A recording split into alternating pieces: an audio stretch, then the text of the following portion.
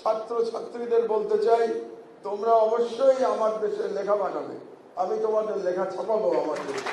আমি চাই আমার দেশ এমন একটা প্ল্যাটফর্ম হয়ে উঠবে, যেই প্ল্যাটফর্মে, যেটা একটু আগে বলেছিলেন আজকের সভাপতি, যে তিনি চান যে আমি একটা প্ল্যাটফর্ম তৈরি করি।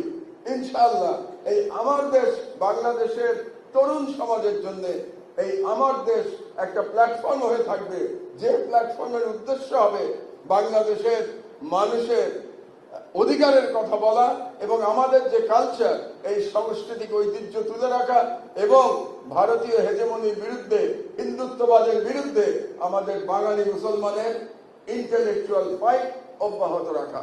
এবং সেখানে আমি চাই তোমরা যারা ছাত্রছাত্রী আছো আমার সাথী হয়ে সেখানে তোমরা কাজ করবে, আমার সহকর্মী হয়ে তোমরা সেখানে কাজ করবে।